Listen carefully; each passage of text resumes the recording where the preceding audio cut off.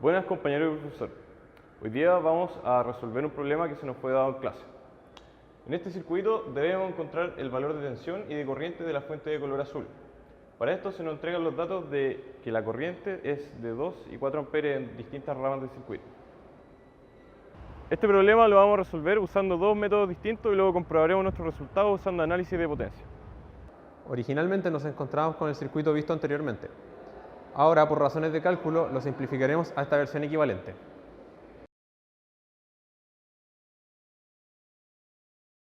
En primera instancia, aplicaremos las leyes de Kirchhoff y la ley de Ohm para encontrar los valores buscados en este circuito.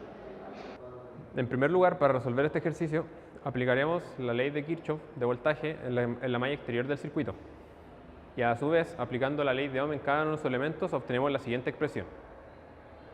De esta manera, obtenemos que el valor de la corriente I en esta parte del circuito es equivalente a 5 amperes. Segundo, en el nodo resaltado aplicaremos la ley de corriente de Kirchhoff para obtener el valor de la corriente I, con la siguiente expresión, el cual nos da un valor igual a 3 amperes. Tercero, aplicando la ley de voltaje de Kirchhoff en la malla resaltada, obtenemos la siguiente expresión, con la cual podemos encontrar el voltaje que pasa por la fuente, el cual es la siguiente. De este modo obtenemos que el voltaje que circula por la fuente es igual a 152 volts. Por último, aplicaremos la ley de corriente de Kirchhoff en el nodo resaltado. De esta manera obtenemos la expresión para calcular la corriente que circula por la fuente. De este modo obtenemos que la corriente que circula por la fuente es igual a menos 9 amperes. La segunda forma que usaremos será el método de mallas. En primer lugar, le asignaremos una corriente a cada malla. En la malla 1 y 3, las corrientes de malla se obtienen directamente por los datos entregados. En la malla 1 tenemos que el sentido que nosotros le asignamos a la malla es contrario al sentido de la corriente que nos fue entregada en el ejercicio. Por lo tanto, la corriente de esta malla es menos 4. En la malla 3, el sentido es el mismo que el que nos fue entregado, por lo tanto, la corriente de la malla es 2 amperes.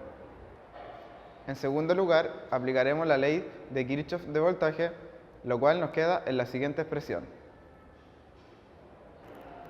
Reemplazando los valores conocidos, obtenemos que el voltaje de la fuente de corriente es 152 volts.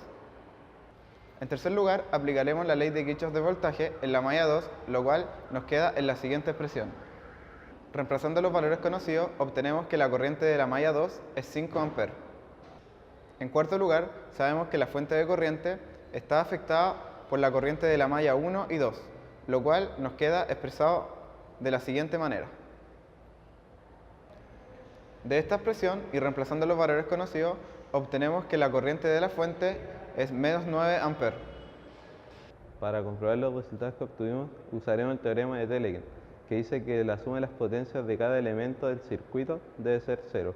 Primero calculamos la suma de la potencia de la resistencia más la potencia de la fuente de voltaje, que es la potencia total absorbida por el circuito. La fuente de corriente es la única que entrega energía al sistema, la cual nos da 1368 watts. Por lo tanto, se cumple el teorema de Telequin.